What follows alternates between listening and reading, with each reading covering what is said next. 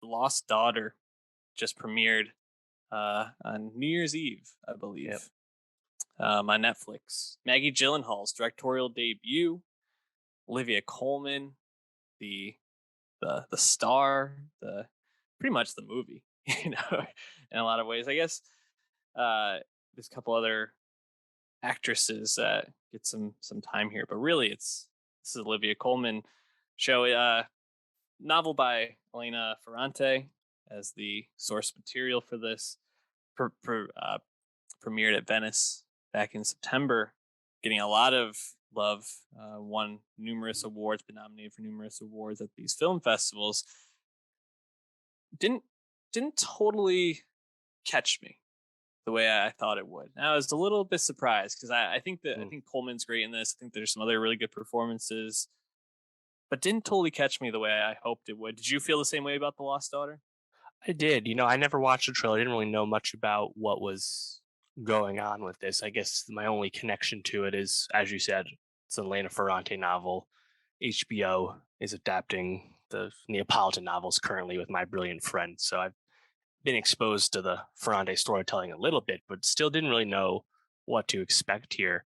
And, it's really more of like a psychological thriller than anything else. And I guess that's just not really what I was expecting, and like there's a tension in the film and there's conflict, but it's not really what you think it's going to be. And it didn't totally grab me either.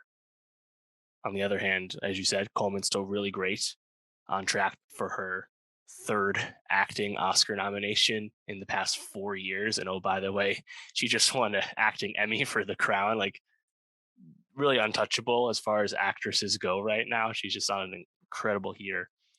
And I think she's really great in this, but like, it's one of those more moody, reserved performances and characters that you kind of got to chew on it for a while to, I guess, come up with your opinion.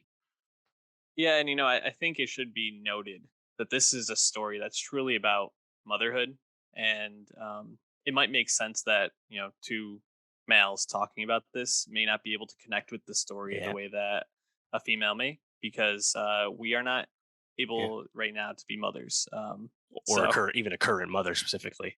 yeah, so it's definitely something that I think probably speaks on different levels to people who are mothers, or have children, maybe even that might be Hmm. a way you can access this a bit, because it really, I think, tells a story about Lita, who's played by Olivia Colman, and just how motherhood never really fit for her and was very wearing on her, and she summarizes it well in the last scene between her and Nina, played by Dakota Johnson.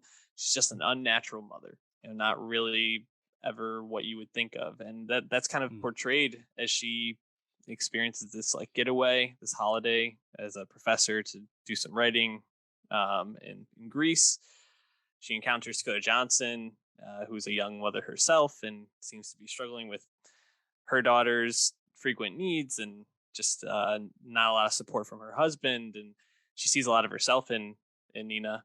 And as she kind of grapples with her own past, abandoning her children for 3 years, um, while she went and pursued a relationship with Peter Sarsgaard's character, Professor Hardy, and kind of lived her own life. It's it is more of a psychological thriller. It is more of a like trying to, I think, grapple with guilt and pain, but also maybe like the lack of guilt and pain that comes from things. It's a very like murky story that I think you, like you said, you have to kind of sit and chew on a lot, and just kind of left me not super compelled, but also I think impressed with Coleman. Kind of feels like she has a lot bubbling underneath the surface throughout this movie, and is saying a lot without saying a lot at times, and as always just impressed with her, but otherwise not really, didn't really grab me. Right. Yeah, it's notable that it's not like the most showy, flashy Coleman role of late. This is not the favorite from Yorgos Lanthimos, right? Right. But just shows another side of her acting ability that she can still deliver powerful performance in a different light. I thought Dakota Johnson was almost unrecognizable for the beginning of the movie. Like, I was watching it and I was like looking at her when you finally like get like more of that FaceTime. And then I like something clicked in my mind. I was like, oh right, Dakota Johnson's in this movie. That must be her. And then like, oh now I see it. Yeah, that's her. I was like, oh Yeah. wow. Uh that's cool. But shout out to my dude, Paul Mescal. Normal people alum. Just chilling in here. Happy Just to see him. macking all up and down Yeah. Greece. Man. Now, not a European, and not I don't live in Europe, so I don't know how realistic is it for Irish people to work in Greece in the summer. Not Yeah. exactly the closest place to have a summer job. I don't know. Yeah. Just gonna go be a lifeguard in Greece at this resort. I don't know. I'm not sure how like those resort jobs You work. couldn't have done like France or something, like the other side of the Mediterranean. I don't know. Uh, Um, you know it's who just else I funny, thought get some really good shine in this is Jesse Buckley, who plays of course. young Lita in this, and the scene where, I mean, there's a lot of scenes of her looking exasperated and frustrated as her children are constantly looking for attention from her to take care of her, and she's trying to also work her way through grad school and navigate all this stuff. But the scene where they have they're at a vacation house and they have these two travelers come in and Right. they spend a day with them, I think is just a really captivating scene in this, because not only do you kind of see Buckley as young Lita at first judging these people for their lifestyle, and one person abandoned, I think the husband abandoned his children, and she was, kind of like, "Oh, how could you do that?" But then slowly coming to that realization, like, maybe this actually is what I want to do. And like just the way that she plays that scene, finally like asks the female traveler, like, are his daughters okay? And she's like, he has boys. Like, like you just kind of can like see like the wheels spinning there and where it's going. And I just thought it was really good looking. Obviously, we saw her last year, and or was it 2 years ago now? Man, has no, it had to have been last year, right? In the other Who? psychological thriller, Jesse Buckley.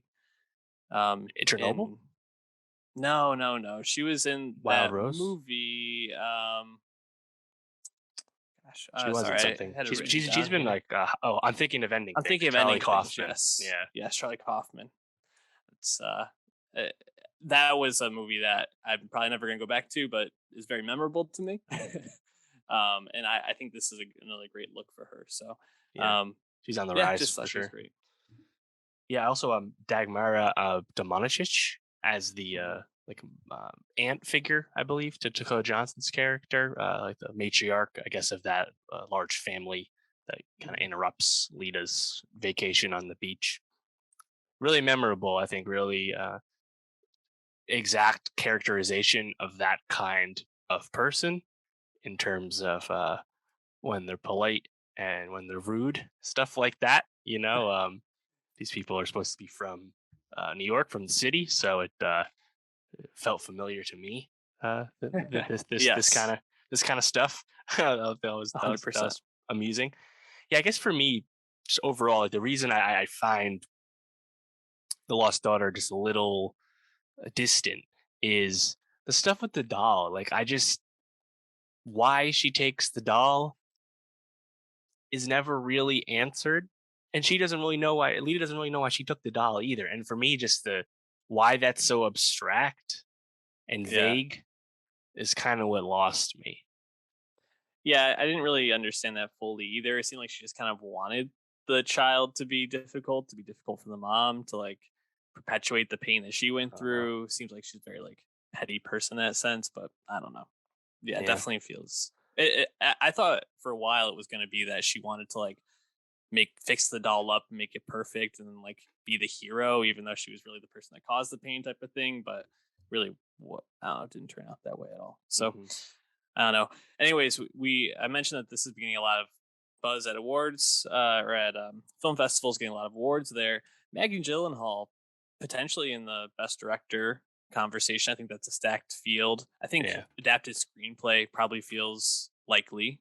yeah, What else? Coleman. yeah. That's a good call, Coleman. Yeah, definitely. Uh, some of the other award bodies first feature Maggie Hmm. G, perhaps the winner for a lot of Yeah. those kind of awards. I guess kind of makes sense that she would become a director after playing someone who becomes a director for a few years on The Deuce. Cool to see. Also, Peter Sarsgaard's her husband, so nice to see that Ah, creative synergy happening in work. the But yeah, Sarsgaards, man. yeah, I would say screenplay and Coleman acting are probably the most likely for Oscars.